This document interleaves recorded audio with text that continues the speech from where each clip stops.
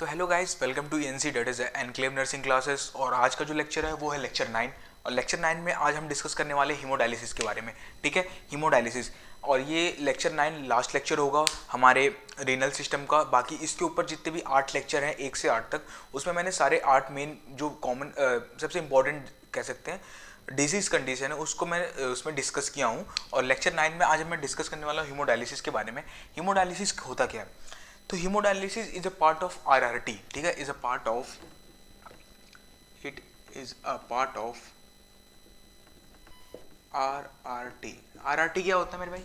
थोड़ा सा दिमाग लगाओ आरआरटी के बारे में। अगर जिसने मेरा प्रीवियस वीडियो देखा होगा उसको पता होगा आरआरटी क्या होता है। रीनल रिप्लेसमेंट थेरेपी क्या होता है?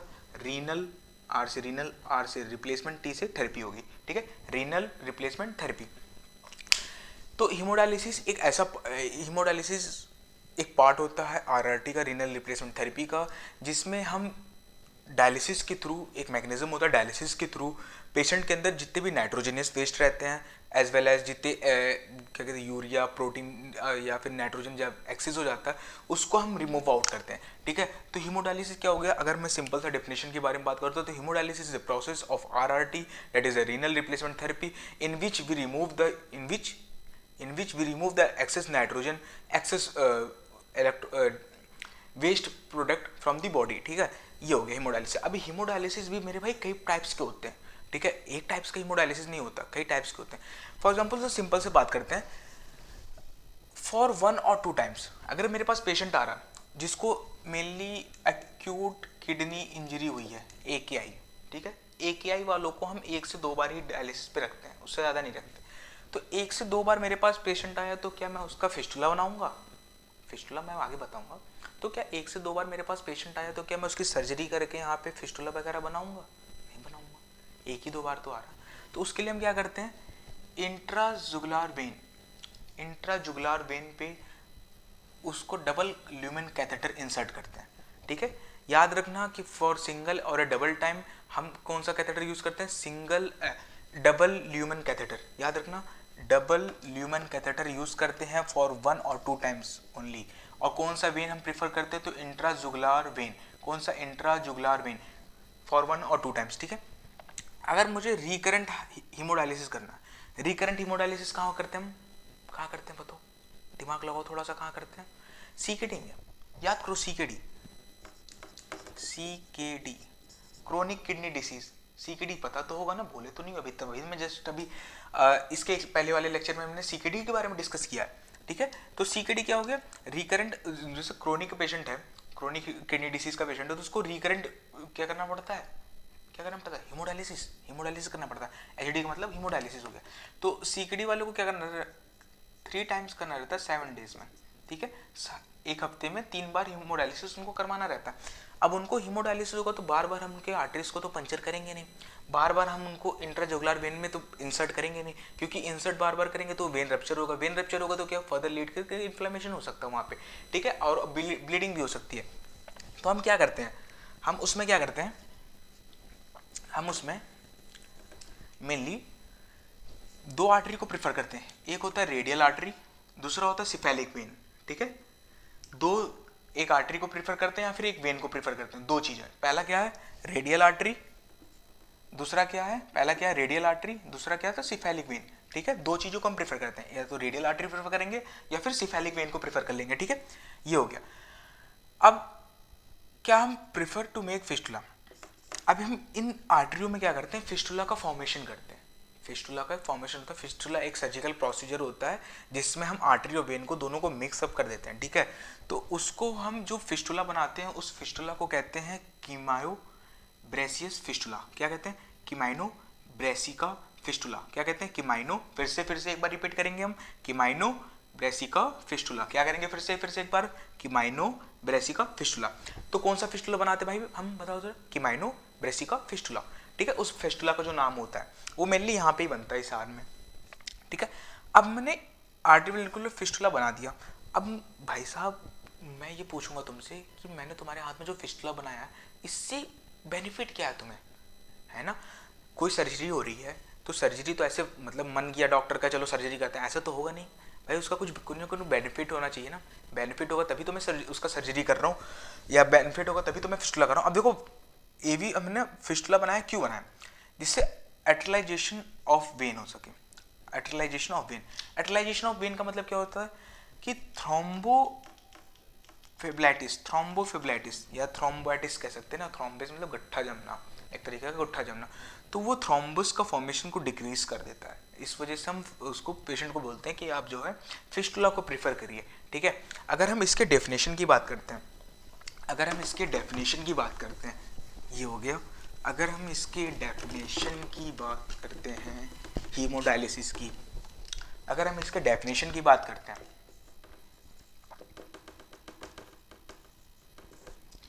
तो it is a process of RRT, that is a renal replacement therapy, in which involves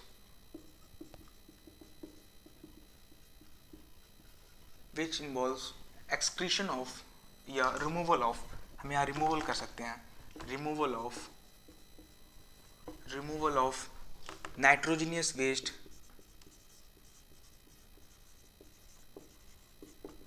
comma urea comma waste or waste product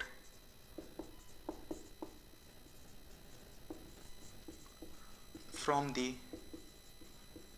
body, ठीक है। ये हो गया हीमोडायलिसिस।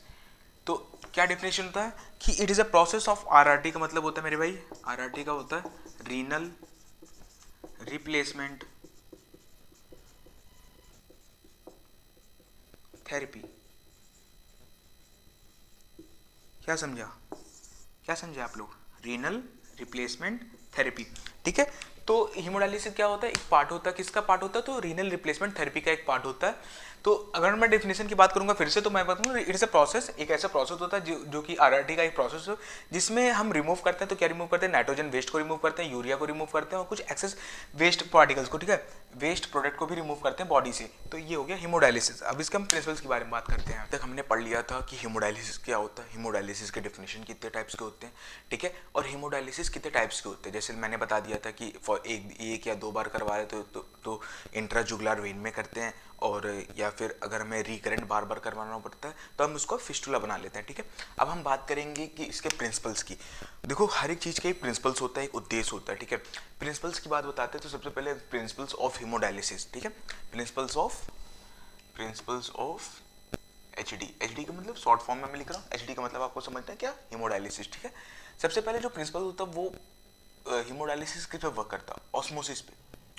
ऑस्मोसिस हम सब ने पढ़ा है 11th और 12th की क्लास में, ऑस्मोसिस जरूर पढ़े होगे आप, उसमें पढ़े होगे केमिस्ट्री में पढ़े होगे आप, सल्यूट चैप्टर में पढ़ा होगा 11th 12th में, ठीक है। तो ऑस्मोसिस में क्या होता है कि रिमूवल ऑफ H2O, ठीक है। डायलिसिस में सबसे मोस्ट कॉमन या फिर सबसे बेसिक प्रिंसिपल जो है वो है ऑस्मोसिस। ऑस्मोसिस में क्या होता है, रिमूवल ऑफ H2O, पानी का रिमूवल होता है। फिर उसके बाद क्या होता है, movement of solute particles from higher concentration to lower concentration, ठीक है।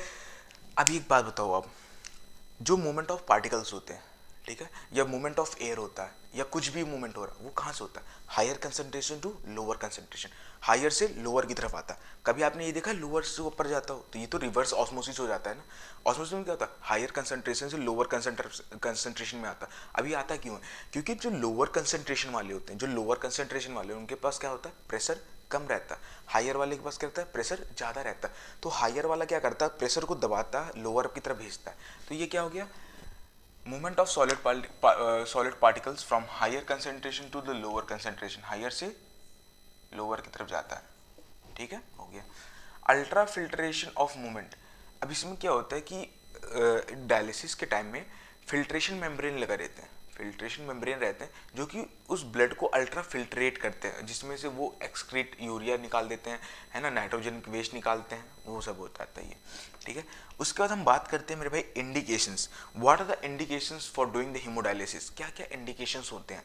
ऐसा नहीं है कि हमारे पास पेशेंट आया, जैसे MI का पेशेंट आया, या फिर उसको समझ लो पेरिकार्डाइटिस हुआ, या फिर एम्फाइमा हुआ, एम्फाइसीमा हो गया उसको, या फिर टीबी हुआ। भाई हम टीबी वाले पेशेंट को तो नहीं कह सकते ना कि आओ भैया हम आपका हीमोडायलिसिस कर रहे हैं, या हमने नया नया दुकान खोला है भाई कि हमने नया नया दुकान खोल लिया, नई न्यू शॉप है हमारी, न्यू शॉप है हीमोडायलिसिस की, हमने दुकान खोल ली, अब भैया टीबी का पेशेंट जा रहा है, हम उसको पकड़ के ले आ रहे हैं, उसकी भी हीमोडायलिसिस कर रहे हैं, ऐसा तो नहीं कर सकते, है ना, ऐसा तो नहीं कर सकते कि भाई एम्फाइमा का पेशेंट है उसका भी हम पकड़ के ले आए, भाई टीबी कर लो, अरे एचडी कर लो, हीमोडायलिसिस कर लो, अरे भाई ऐसा तो नहीं कर सकते। तो कुछ ना कुछ इंडिकेशंस होते हैं, है ना, इंडिकेशंस के बारे में हम जानते हैं सबसे पहले।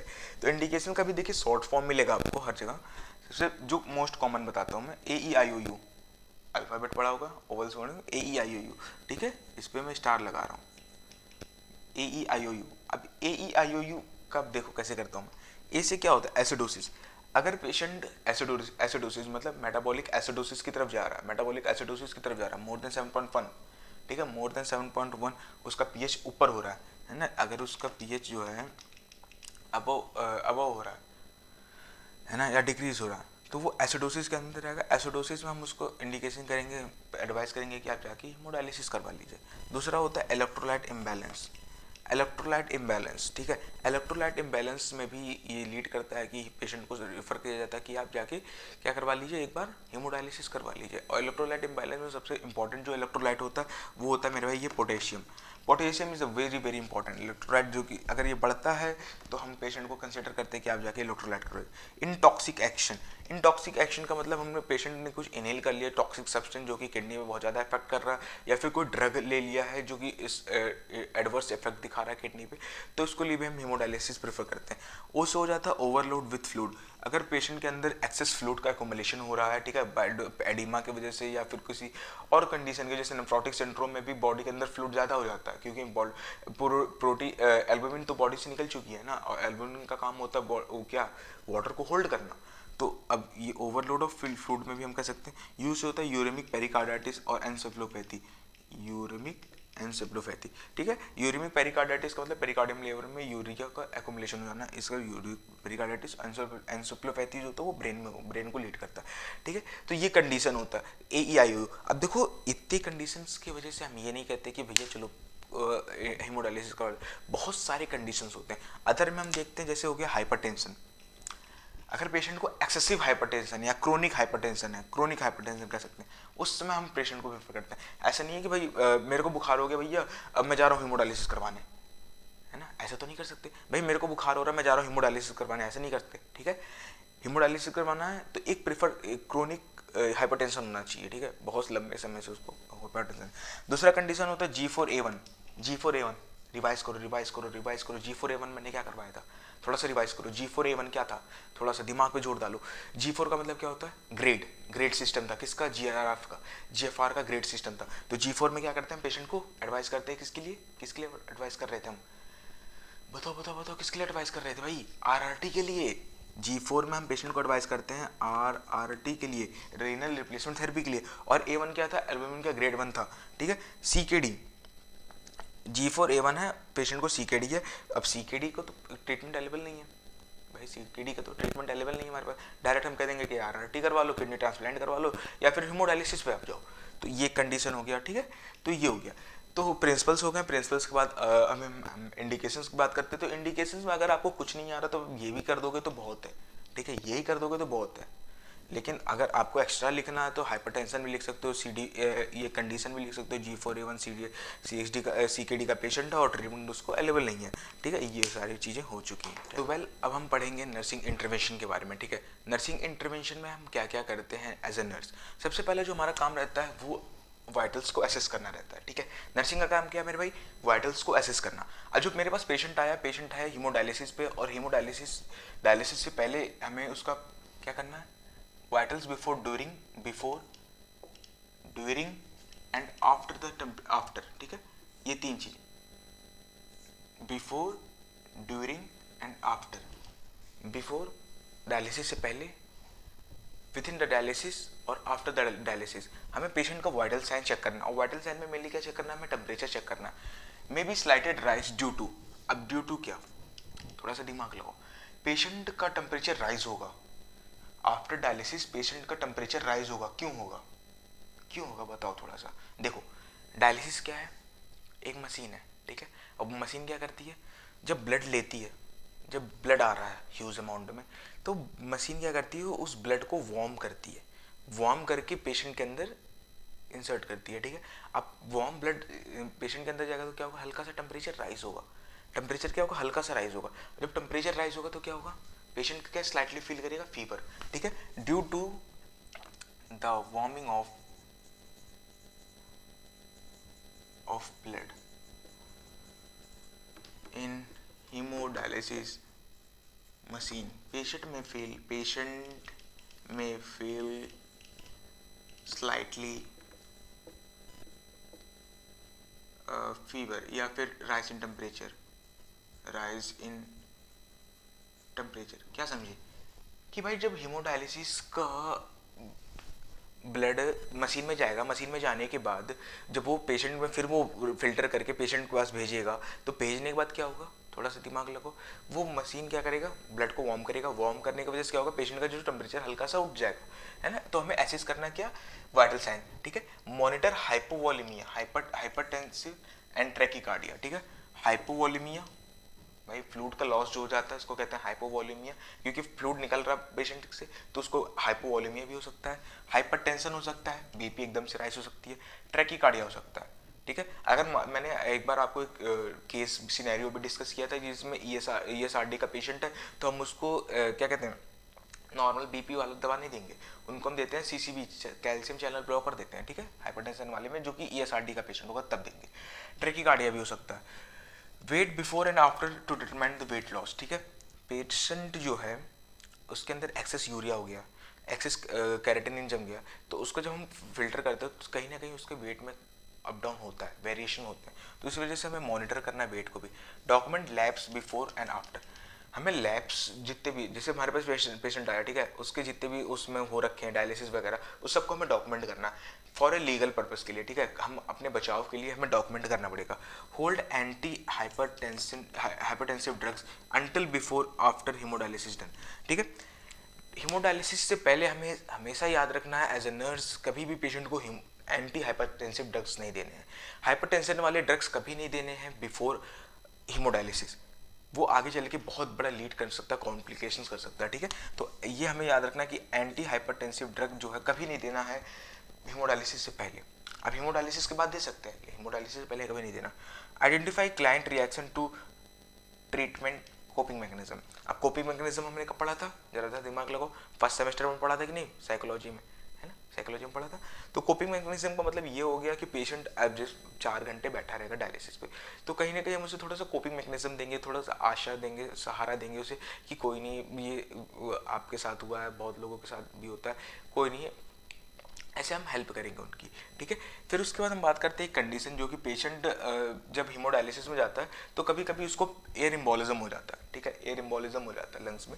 तो पेशेंट को अगर एयर एम्बोलिज्म हो रहा है तो हम उस समय क्या करेंगे, एज ए नर्सिंग प्रायोरिटी, एकदम से डॉक्टर तो आएगा नहीं, बट डॉक्टर मान लो 50 लोग का हीमोडायलिसिस हो रहा है ना, बहुत बड़ा हॉस्पिटल है, 50 का हीमोडायलिसिस हो रहा है, तो डॉक्टर हमारा भाई वो 50 वाले नंबर पे बैठा हुआ है, तो एकदम से भाग के तो नहीं आएगा ना, हम नर्स हैं, कुछ तो हमें भी करना पड़ेगा। सबसे पहले हमें क्या करना है, स्टॉप करेंगे हीमोडायलिसिस, हीमोडायलिसिस तुरंत स्टॉप करना। दूसरा क्या, turn patient to the left side, हमें पेशेंट को लेफ्ट साइड में टर्न करना तुरंत, एकदम से हीमोडायलिसिस स्टॉप किया, पेशेंट को लेफ्ट साइड में टर्न करना। ट्रैंगुलर पोजीशन देना है, ट्रैंगुलर पोजीशन के बारे में पता है कि स्लाइटली एलिवेटेड कर दो या फिर रिवर्स हमें, जैसे पेशेंट ये है तो हमने ऐसे करना है ना, या फिर ऐसे करना है, रिवर्स ये उल्टा हो जाता है, तो ट्रैंगुलर पोजीशन हो गया। फिर उसके बाद इन्फॉर्म फिजिशियन, उसके बाद तुरंत हमें इन्फॉर्म करना किसे, फिजिशियन को, डॉक्टर को। फिर गिव ऑक्सीजन, ऑक्सीजन लगाना, ऑक्सीजन सपोर्ट देना। फिर assess vitals and assess pills and vital sign हो गया। और फिर उसके बाद least but not the last, documentation, ठीक है। डॉक्यूमेंटेशन करना बहुत ज़्यादा ज़रूरी पड़ता है, बिना डॉक्यूमेंटेशन के हम कोई भी एक समझ लो एक प्रोसेस भी नहीं कर सकते, एक प्रोसीजर भी नहीं कर सकते बिना डॉक्यूमेंटेशन के, क्योंकि डॉक्यूमेंटेशन ही हमें बचाता है।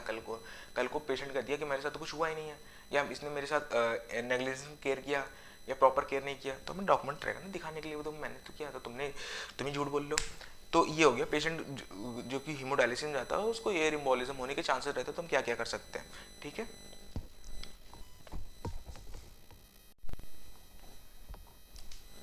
वेल तो अब हम बात करते हैं कॉम्प्लिकेशंस ऑफ हीमोडायलिसिस, ठीक है। कॉम्प्लिकेशंस ऑफ हीमोडायलिसिस की बात करते हैं, रिकरेंट हीमोडायलिसिस, जो पेशेंट बार बार हमारे पास हीमोडायलिसिस के लिए आते हैं, जिनका हम फिस्टुला क्रिएट कर देते हैं, ठीक है। यहाँ पे फिस्टुला जो क्रिएट करते हैं, तो उनका क्या क्या कॉम्प्लिकेशंस हो सकता है। सबसे पहले जो कॉम्प्लिकेशन होता है वो होता है हाइपोटेंशन, ठीक है। उनका जो बीपी होगा वो डाउन रहेगा, हाइपोटेंशन होगा, एयर एम्बोलिज्म का चांसेस हो सकता है। मैंने अभी जस्ट पहले यहाँ पे बताया कि एयर एम्बोलिज्म में हमें क्या क्या करना है, ठीक है। एयर एम्बोलिज्म भी हो सकता है, हेमरेज भी हो सकता है ना, internal bleeding also known as haemorrhage, sepsis भी हो सकता है, सेप्सिस मतलब बैक्टीरियल इन्फेक्शन, ठीक है। लेकिन हम कुछ मोस्ट कॉमन साइड इफेक्ट्स की बात करते हैं। कुछ होते हैं जो कि बहुत ही कॉमन साइड इफेक्ट होता है, मोस्ट कॉमन साइड इफेक्ट जो होते हैं वो होता है एसिलरेटेड एथेरोस्क्लेरोसिस, ठीक है। एसिलरेटेड एरिथ्रोस्क्लेरोसिस एक ऐसा कंडीशन होता है जिसमें जो कि बहुत मोस्ट कॉमन साइड इफेक्ट होता है किसका, हमारा रिकरेंट हीमोडायलिसिस का, ठीक है। ये हो गया कॉम्प्लिकेशंस के बारे में। वेल तो ये लास्ट टॉपिक है जिसको कहते हैं पेरिटोनियल डायलिसिस, ठीक है।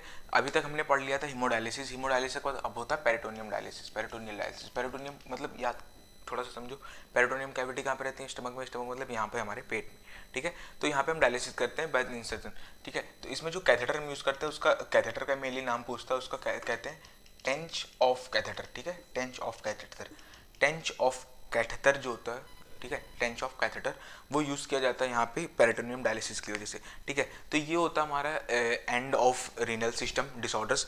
तो ये लास्ट टॉपिक था हमारा हीमोडायलिसिस, जिसके बारे में मैंने ख़त्म करवा दिया। बाकी इसके जो जितने भी नोट्स हैं वो आपको डिस्क्रिप्शन में मिल जाएंगे। सारे जितने भी मैं टॉपिक्स डिस्कस कर रहा हूँ उसके सारे जितने भी नोट्स हैं वो आपको किस में मिलते हैं, सीक्वेंस में मिलते हैं, ठीक है। तो आपका एक ही काम है, चैनल को सब्सक्राइब वगैरह करिए, और जो भी थोड़ी सी भी अगर मेरी मेहनत लगती है आपको कि हाँ ये मेहनत कर रहा है, इंसान मेहनत कर रहा है, तो एक लाइक करके जाइए, ठीक है। लाइक करोगे मुझे कुछ नहीं मिलेगा, बस हाँ हौसला मिलता है कि हाँ चलो लोगों को पसंद आ रहा है, अच्छा लग रहा है, ठीक है। यही होता है कुछ। बाकी आपको कोई भी डाउट हो, आपको अगर कोई भी डाउट हो तो आप मुझसे डायरेक्ट कांटेक्ट कर लीजिए, या फिर आप क्या कहते हैं कमेंट में आप टाइप करिए, मैं उसका आंसर दूंगा उस चीज़ का, ठीक है। डाउट नहीं होना चाहिए, पढ़ाने का मकसद ये है कि आपके अंदर डाउट नहीं होना चाहिए, ठीक है। क्योंकि नर्सिंग जो है, नर्सिंग फील्ड में जो भी कराता है वो तो कंपटीशन के लिए करवाएगा, या फिर कंपटीशन से हट के कोई नहीं कराता मेरे भाई। बात मानो इस बात को कि कंपटीशन से हट के थोड़ा सा कर लो, ठीक है। पहले हमें हमारा फोकस क्या होना चाहिए, पेपर देंगे, किसका देंगे, सेमेस्टर वाले का पेपर देंगे। सेमेस्टर का पेपर क्लियर करने के बाद हम उसके कंपटीशन की तैयारी करेंगे। लेकिन मेरा फोकस क्या है कि सेमेस्टर का भी पेपर दो, उसके साथ साथ थोड़ी सी कंपटीशन का भी नॉलेज लेते चलो, ठीक है। इससे क्या होगा कि हमारा जो माइंड है वो डेवलप्ड तो रहेगा कि आने वाले समय में हमसे क्या पूछा जा सकता है, ठीक है। ये मैं कह रहा हूँ, ठीक है। तो अगर आपको अच्छा लगे तो do subscribe and like, thank you. अब जो नेक्स्ट जो लेक्चर चलेगा वो चलेगा, मैं आइस के ऊपर पढ़ाऊंगा, ठीक है। नेक्स्ट जो वीडियो बनेंगे वो आइस पे बनेंगे। तो hold on, keep claim, stay focus, stay subscribe, पढ़ते रहिए, देश को आगे बढ़ाते रहिए। Thank you.